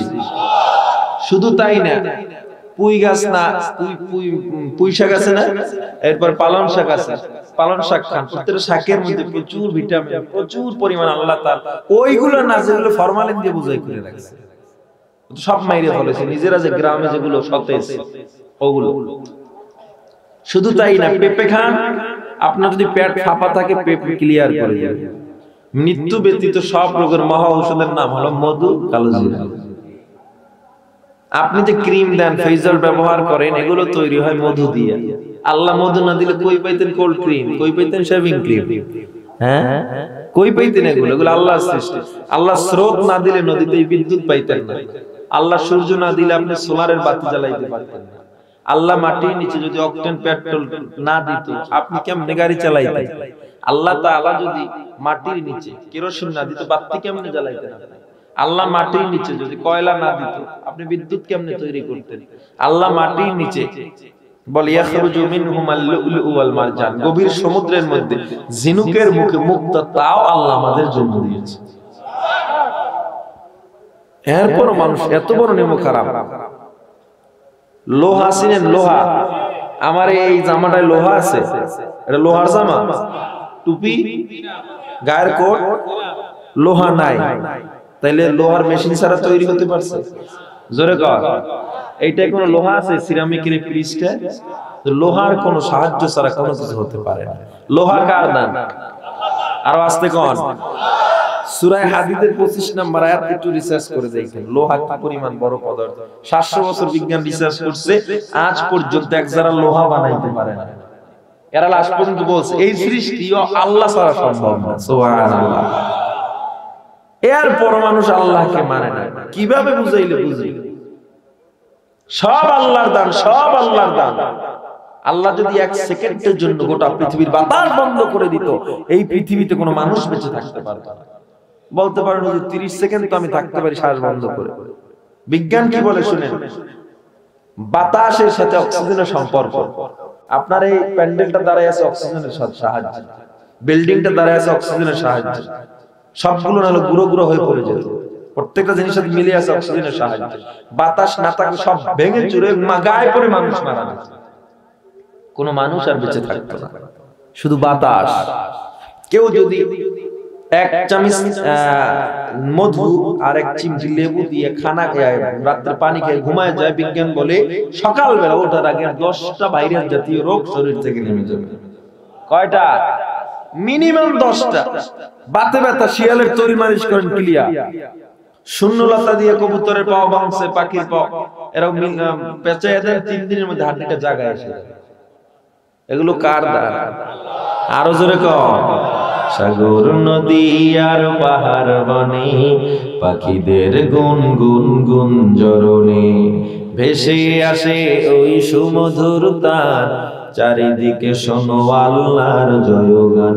আল্লাহ মহান, আল্লাহ মহান, আল্লাহ মহান, আল্লাহ মহান, আল্লাহ মহান, আল্লাহ মহান, আল্লাহ মহান, আল্লাহ মহান। কে মহান? জোরে কও। শোনো তুমি মন দিয়ে কোকিলের সুর, শুনতে লাগছে দেখো কত না মধুর, মিষ্টি মিষ্টি ওই দোয়েলের গান, রয়েছে তাহাতে কি সুধা ফুরান। কোথা পেল তাহারা সুর ম্লান, জবাব পাবে দিল খোদা মহিয়ান। আল্লাহ মহান, আল্লাহ মহান, আল্লাহ মহান, আল্লাহ মহান, আল্লাহ মহান, আল্লাহ মহান। বললো যদি আকাশের চাঁদ তারা, কোথা পেলে স্নিগ্ধ এ জ্যোৎস্না ধারা। সূর্যকে বলি যদি কোথা পেলে আলো, রাত্রি হলো কেন নিকষ কালো।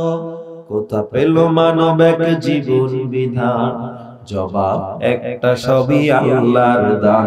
আল্লাহ মহান, আল্লাহ মহান, আল্লাহ মহান, আল্লাহ মহান, আল্লাহ মহান, আল্লাহ মহান, আল্লাহ মহান, আল্লাহ মহান। কে মহান? জোরে কও। আমার আল্লাহ জানে দেয় ও মানুষের দল, আমি আল্লাহ কি চাইছো আর কি দিনে একবারও চিন্তা করে দেয়। বান্দা গো, আমি আল্লাহ তোর একবারের জন্য তোর জায়গা জমি চাই না, তোর কাছে আমি তোর ব্যাংক ব্যালেন্স দেখতে চাই না। আমি আল্লাহ বলেছি আমারে ভালোবাসো, নবীকে ভালোবাসো। আমি আল্লাহর কুদরতি পায়ে সিজদা দাও।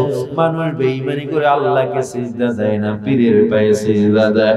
এজন্য নয় বিনয় করব যুবক, আল্লাহর গোলাম গো, এই যেই নবী আপনার আমার জন্য এত কষ্ট করলো, আমার নবী আল্লাহর কাছে চাইলে আল্লাহ কি তাকে ধন সম্পদ দিত না? আর জোরে কর। আল্লাহ দিত, এত পরিমাণ চাইলে আল্লাহ দিত যা গোটা পৃথিবীর কেউ চাইলে পাইতো না। এরপরও আমার নবী আল্লাহর কাছে চায় না। আমার নবী কষ্ট করে দিনের দাওয়াত দিয়েছে, মার খেয়ে খেয়ে কষ্ট করেছে। আমার নবী বুঝায় দিছে আমি কষ্ট করি, তোমরাও আমার মতো কষ্ট আসলেও আমার মতো আল্লাহকে ভুলবা না। উহুদের ময়দানে নবী দাঁড়ানো, মাথায় হেলমেট পরে দাঁড়ানো। এক বেঈমান একটা তীর মারছে, তীরটা সরাসরি নবীর কপালের উপরে এসে পড়ছে। লোহার হেলমেট ভেঙে উপর থেকে ঢুকে গেছে।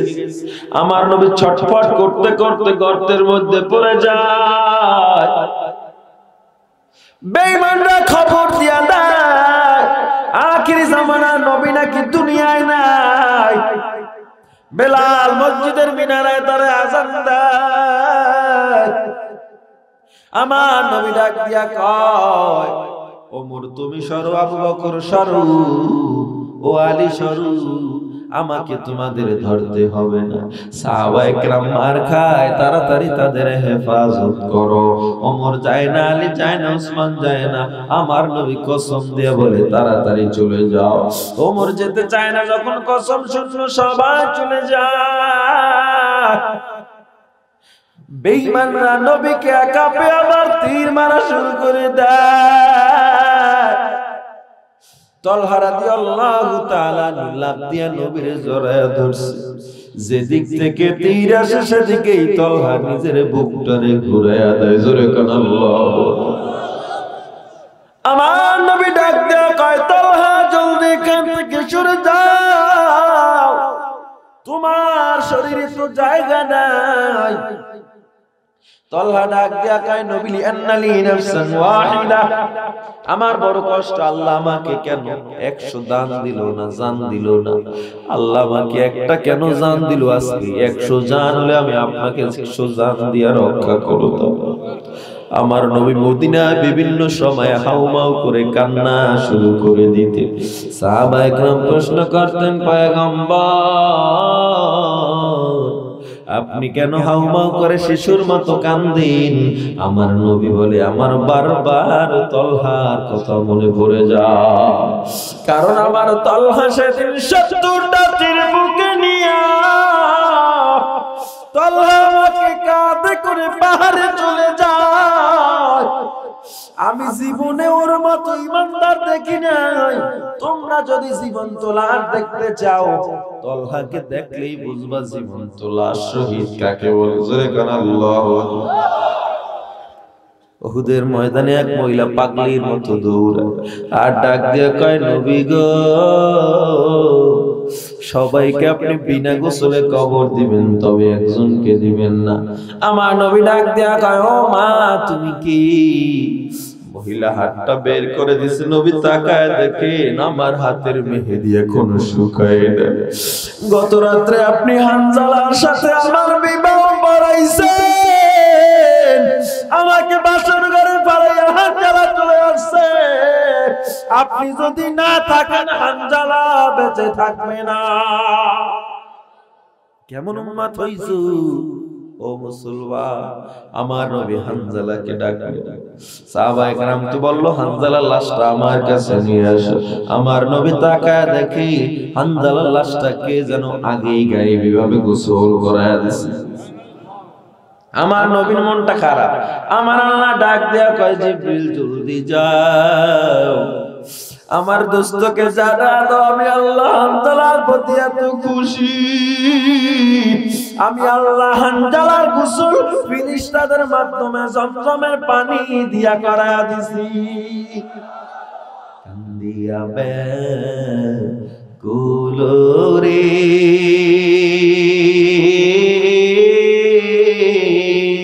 হানজালার শহীদ রে, কলিজা সিরিছে সেই জঙ্গে উহুদে।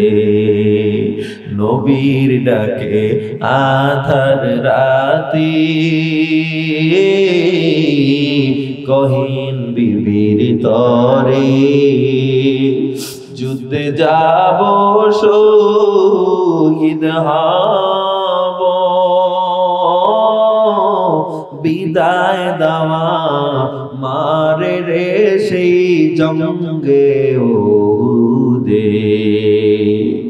এ নবীর উম্মত রে দাঁত, কেমন নবীর উম্মত হইছো? একবারও কি আমার নবীর জন্য মায়া লাগে না? আর সেই নবীর উম্মত হইলাম, আল্লাহকে কখনো বলি না আল্লাহ এই নবীর উম্মত আমাকে বানান, আপনি মুসলমান মুসলিম ধর্মে আমায় পাঠান। আল্লাহ এত দয়া করে মায়া করে আপনাকে আমাকে মুসলিম বানাইলো। ঈসা নবী আল্লাহর দরবারে কান্না করেছে, আল্লাহ একবারও যদি হয় আখরি জামানার নবীর উম্মত বানায় আমার একটু পাঠাই। ওই নবীর উম্মত হতে পারলে আমি ধন্য হয়ে যেতাম আল্লাহ। ও যুবক, আজকে যদি বলি নবীর সুন্নাত মানো, আমল করো, দাড়ি রাখো, কয় হুজুর বুড়ো হয়ে রাখবো, বলেন তো আমায় বুড়ো হওয়ার কোনো গ্যারান্টি আছে নাকি? বান্দা ডানে বামে তাকায় দেখো, কারো মা নাই, কত আল্লাহর বান্দার বাবা নাই। ও বান্দা, এই দুনিয়াটা কিছুই না, কিছুই না। আশার একটা সিরিয়াল আছে, আগে বাবা, পরে সন্তান, পরে নাতি। কিন্তু যাওয়ার বেলায় দাদার আগে নাতি চলে যায়, বাবার আগে সন্তান চলে যায়। চোখেরই পলকে তুমি হতে পারো লাশ, চিরতরে বন্ধ হবে তোমারই নিঃশ্বাস। হবে এলান তোমারই নাম মসজিদের মাইকে, হবে এলান তোমারই নাম মসজিদের মাইকে। দিকে, বাড়িওয়ালা নাই রে বাড়ি নাই রে দুনিয়াতে, বাড়িওয়ালা নাই রে বাড়ি নাই রে দুনিয়াতে। তোমার ভয়ে থাকতো মানুষ ছিল বাহাদুরি, ভাবনি হাওয়ায় ওড়া তুমি যে রঙিন ঘুড়ি, সুতোয় টান দিলে মালি ও, সুতোয় টান দিলে মালি পারবে না থাকিতে, বাড়িওয়ালা নাই রে বাড়ি নাই রে দুনিয়াতে, বাড়িওয়ালা নাই রে বাড়ি নাই রে দুনিয়াতে, বাড়িওয়ালা নাই রে বাড়ি নাই রে দুনিয়াতে, বাড়িওয়ালা নাই রে বাড়ি নাই রে দুনিয়াতে। ঠিক কিনা জোরে কও? এ দুনিয়ায় থাকা যাবে না। তোমার মতো হাজারো যুবক আল্লাহর বান্দা, rubber university CSPIG commissioner, doctor barrister, professor, engineer, উকিল, লেখক, সাহিত্যিক, ব্যারিস্টার, এদের মধ্যে দাড়িওয়ালা নামাজি আছে না নাই? আরো জোরে কোন? ও বান্দা, বাপ নাই, আপনি আমি কেন পারবো না? এই দুনিয়া থেকে যখন চলে যাব, সাদা কাপড়ের প্যাকেট হয়ে যাব, সন্তান পিছনে মা মা বলে চিল্লাবে, বাবা বাবা বলে চিল্লাবে, কেউ জবাব দিতে পারবো না। অন্তরে যদি বলে না আমার নবীরে কাঁদাবো না, আমার নবী সহিহ বুখারীতে জানায়া দেয় 24 ঘন্টা কোনো মানুষের গুনাহ হয় না, তবে যে বান্দা দাড়ি কাটো তার 24 ঘন্টাই গুনাহ হয়। ঘুমাইলে কোনো মানুষের গুনাহ হয় না, দাড়ি কাটনোয়ালারও ঘুমাইলেও গুনাহ হয়। ও বান্দা, দুনিয়াটা কিছুই না। সরকারি চাকরি করো, বেসরকারি চাকরি করো, যে যেখানেই থাকো, আল্লাহকে মানো, নবীকে মানো। কসম দিয়া বলে গেলাম, দুনিয়ায় সফল হবা, আখিরাতেও সফল হবা। কে কে ওয়াদা করতে পারো নামাজ ছাড়বো না, রোজা ছাড়বো না, আর গুনার কাজ করবো না, দাড়ি কাটবো না? কে কে রাজি আছো? আল্লাহকে তো হাত দুটো দেখায়। নারায়ে তাকবীর, নারায়ে তাকবীর। সোজা করেন, হাত সোজা করেন। আয় আল্লাহ, আপনি তাকায় দেখেন, আমরা গুনাহগার, ওয়াদা করতেছি, আপনি আমাদের ওয়াদাগুলো কবুল করে নেন আল্লাহ। আয় আল্লাহ, আপনি বলেছেন বান্দারা ওয়াদা করলে নিষ্পাপ শিশুর মতো হয়ে যায়, তওবা করলে নিষ্পাপ শিশুর মতো মাসুম হয়ে যায়। আমরা আপনার কাছে ওয়াদা করতেছি, আর গুনাহ করব না, দাড়ি কাটবো না, নামাজ ছাড়বো না। আল্লাহ, আপনি আমাদের কবুল করে নেন, বলেন আমিন। আর জোরে কান আমিন, আর জোরে কান আমিন। আল্লাহ আমাদের কবুল করে নেন, বলেন আমিন। শেষ বলো যার, আরো জোরে কর, শেষ বলো যার। যারাই দেড় ঘন্টা পর্যন্ত বসেছেন, মুনাজাতের জন্য 10 মিনিট বসা যাবে না? আল্লাহ আমাদের কবুল করে, সবাইকে এক নেক হয়ে চলার তৌফিক দান করেন। আলহামদুলিল্লাহ, এই মাহফিলের জন্য যারা কষ্ট করে আয়োজন করেছে, অনেক কষ্ট করেছে, যুবকরা, মুরব্বীরা, সবার জন্য দোয়া করবেন। আর যারা দান সদকা করেছেন, আল্লাহ যেন সবার দানকে কবুল করে নেন। এলাকার যারা মৃত ব্যক্তি আছে তাদের জন্য দোয়া হবে ইনশাআল্লাহ। আমার জন্য দোয়া চাই, অসুস্থ আল্লাহ তাআলা যেন সুস্থতা দান করে, বাড়ি হলে এবং মা বাবার জন্য দোয়া চাই। সবাই দুরূদ, কেউ কিছু বলবে? বক্তব্য আছে কার? হ্যাঁ, তো সবাই দুরূদ শরীফ। আল্লাহুম্মা সাল্লি আলা সাইয়্যিদিনা ওয়া নাবিয়িনা ওয়া শাফি'না ওয়া হাবিবানা ওয়া মাওলানা মুহাম্মদ সাল্লাল্লাহু আলাইহি ওয়া আলা আলিহি ওয়া আসহাবিহি ওয়া বারাকা ওয়া সাল্লাম। আর মুহাব্বতে বলেন, মুনাজাত না দিয়ে যাইতেছেন কি নেই। আর দোয়া মুখুল ইবাদত, দোয়াই হলো ইবাদতের মগজ। মুনাজাত দিয়ে যান, দুরূদ শরীফ পড়ুন। আল্লাহুম্মা সাল্লি আলা সাইয়্যিদিনা ওয়া নাবিয়িনা ওয়া শাফি'না ওয়া হাবিবানা ওয়া মাওলানা মুহাম্মদ। কে দিছে?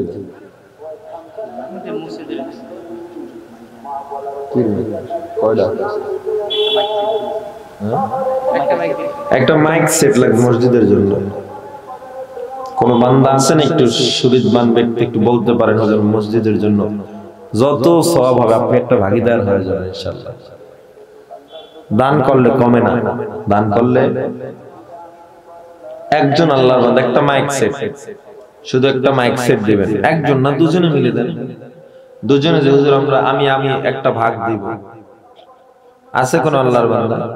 না আপনারা দান টান করেন না, মসজিদে করেন দান, কথা কয় না, কি করেন আপনারা?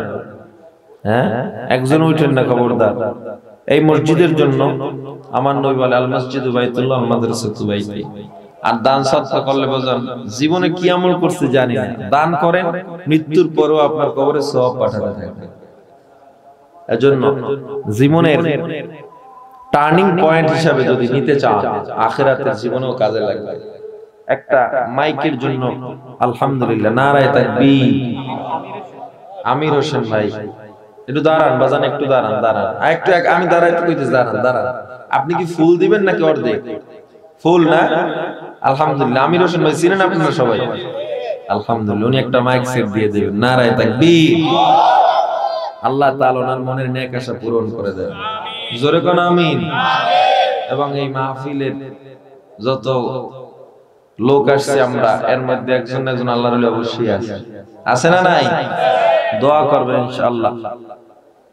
আমাদের সবার জন্য দোয়া হবে, বিশেষ করে আমির ভাই যিনি দান করেছে মসজিদে, প্রত্যেকটা সওয়াবের অংশীদার হিসেবে যেন আল্লাহ তাকে রাখে।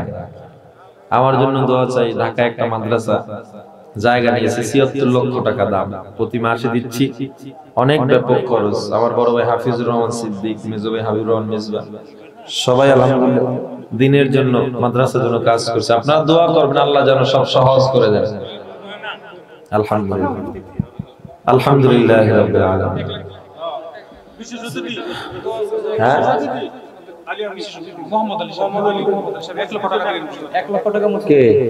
মাশাআল্লাহ, আলহামদুলিল্লাহ। আমরা আল্লাহর কাছে হাত উঠাইছি, এই সময় উনি ঘোষণা করছেন যে উনি মসজিদের জন্য ১ লক্ষ টাকা দান করবেন। নারায়ে তাকবীর। আল্লাহ মনে নেক আশা পুরাইয়া দেন, জোরে করে আমিন। আল্লাহ বিপদ আপদ থেকে হেফাজত করেন। কি নাম ওনার? মোহাম্মদ আলী, আলহাজ মোহাম্মদ আলী সাহেব মসজিদে ১ লক্ষ টাকা দান করেছেন।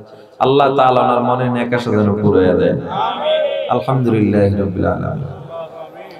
ربنا ظلمنا أنفسنا وإن لم تغفر لنا وترحمنا لنكونن من الخاسرين. ربنا آتنا في الدنيا حسنة وفي الآخرة حسنة وقنا عذاب النار.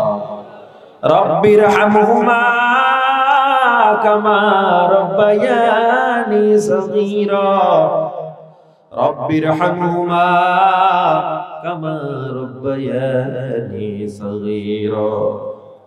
اللهم اجعلني في عيني صغيرا وفي أعين الناس كبيرا.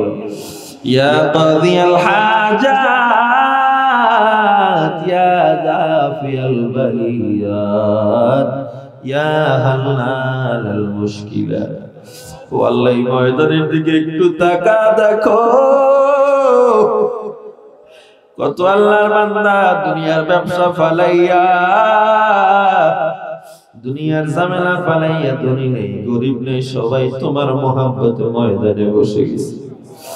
আয় আল্লাহ, দীর্ঘক্ষণ আলোচনা শুনলাম, ওয়াদা করলাম আর গুনাহ করব না, তুমি আমাদের দয়া করে মাফ করে দাও আল্লাহ।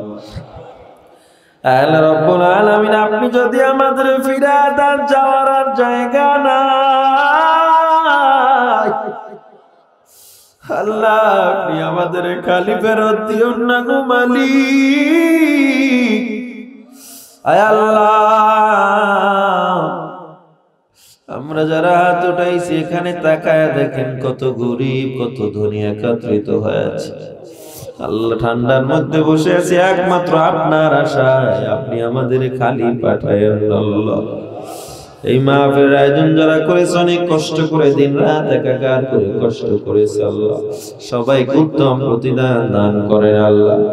আল্লাহ, যারা দান করেছে যারা দান করবে সবাইকে আপনি কবুল করেন আল্লাহ, মঞ্জুর করেন, মনের নেক আশা পুরায় দেয় আল্লাহ। মসজিদের যেখানে যা প্রয়োজন গাইবি খাজানা থেকে পুরায় দেয় আল্লাহ রাব্বুল আলামিন। আমরা যারা হাত উঠাইলাম জানি না কার মা নাই, আয় আল্লাহ জানি না কার বাবা নাই, চির বিদায় নিয়ে বাস বাগানে কলা বাগানে রাস্তা তারা শুয়ে রয়েছে। আল্লাহ জানি না কার মা কেমন আছে, কার বাবা কেমন আছে। যেই মা 10 মাস 10 দিন গর্ভে রেখে এত কষ্ট করেছে, মা খানা খাইতে বসছো পেটে লাথি মেরে মায়ের খানা মজা নষ্ট করে দিছি। গভীর রাত মা শীতের মধ্যে কত মজার ঘুম ঘুমাইতো, চিল্লায় মায়ের ঘুমকে হারাম করে দিতাম। ডান পার্শ্বের কথা নষ্ট করেছি, মা বাম পার্শ্বে শোয়াইছে, বাম পার্শ্বের কথাও নষ্ট করেছি। মা রাগ করে ফালা দেয় না বুকে জ্বালায়া, সারা রাত কাটা দিছে যেই মা। ঘরে মেহমান আসলে এত খাবার আয়োজন, এত কিছু মা মুখে দেয় না। স্বামী বলে কেন মুখে দেও না? মা বলে সন্তানরে দূরে রাইখা আমার খাইতে মনে চায় না। আমরা যখন পড়ালেখা করার জন্য চাকরির জন্য দূরে আসতাম, এত ভালো খাবার মা বানাইতো, একবারও মুখে দিতে চাইতো না। আবার বাড়ি গেলে মায়ের মতো এত খুশি কাউকে পাইতাম না। রওনা দিলে মা ব্যাগগুলো গুছিয়ে দিত, আর শাড়ির আঁচল দিয়া চোখের পানি মুছতো। আল্লাহ গাছের আড়াল দিয়া দেখতো বুকের মানে কত দূর যায়। সেই মাকে আজকে 5টা সাদা কাপড়ের প্যাকেট বানায়া আল্লাহ অন্ধকার কবরে রাখছি। যেই বাবা চৈত্র মাসের রোদে পিঠটারে পড়ে সিএনজি চালাইছে, কত কষ্ট করেছে। আয় আল্লাহ সন্তানের মুখে খানা দেওয়ার জন্য এমন কোন কষ্ট নাই যা বাবা করে নাই। জানি নেই ময়দানে কার মা নাই, কার বাবা নাই। আল্লাহ মা বাবার কবর জান্নাতের চুমাকাম বানায় দাও। আল্লাহ আমাদের যাদের মা বাবা বেঁচে আছে হায়াত বাড়ায় দাও। আল্লাহ বেশি বেশি খিদমত করার তৌফিক দাও। আল্লাহ একবার যদি হয় কাবার কালো গিলাফ ধরে লাব্বাইক বলার তৌফিক দাও। আল্লাহ মদিনা জিয়ারতের তৌফিক দাও। আল্লাহ স্বামী স্ত্রী উভয়ের মধ্যে হক আদায়ের তৌফিক দাও। ব্যবসায়ী ভাইয়ের ব্যবসায় বরকত দাও, পরীক্ষার্থী ভাইয়ের পরীক্ষায় সফলতা দাও। আল্লাহ চাকরিজীবী ভাই চাকরিতে বরকত দাও। আয় আল্লাহ রব্বুল আলামিন শ্রমজীবী ভাইয়ের শ্রমে বরকত দাও। আল্লাহ আল্লাহ কত মানুষ অসুস্থ, হাসপাতালের বিছানায়, ঘরের বিছানায়। আল্লাহ তোমার চেয়ে বড় ডাক্তার কেউ নেই। আল্লাহ তুমি নিজ জিম্মায় সবাইকে সুস্থ করে দাও। আল্লাহ আল্লাহ যারা কবরে গেছে কবর জান্নাতের বাগান বানায় দাও। আল্লাহ আমাদের মুরব্বী অনেক নাই, এলাকায় কত মুরব্বী ছিল, আজ তারা কবরের বাসিন্দা হয়ে গেছে। আল্লাহ সবার কবর জান্নাতুল ফিরদাউস বানায় দাও। আল্লাহ রাব্বুল আলামিন ও মালিক আমরা ওয়াদা করেছি আর গুনাহ করব না, ওয়াদাগুলো ঠিকমতো পালনের তৌফিক দাও। আল্লাহ শেষ ফরিয়াদ, মরণটা তো হবে জানি আল্লাহ, মরণটা যেন নামাজের হালাতে হয়। আল্লাহ আল্লাহ মরণটা যেন রোজার হালাতে হয়, মরণটা যেন কাবায় বা মদিনায় হয়। আল্লাহ আপনি আমাদের খাঁটি মুসলমান না বানাইয়া অন্ধকার কবরে ডাক দিয়েন। আল্লাহ সুবহানা রাব্বিকা রাব্বিল ইজ্জাতি আম্মা ইয়াসিফুন ওয়া সালামুন আলাল মুরসালিন والحمد لله رب العالمين.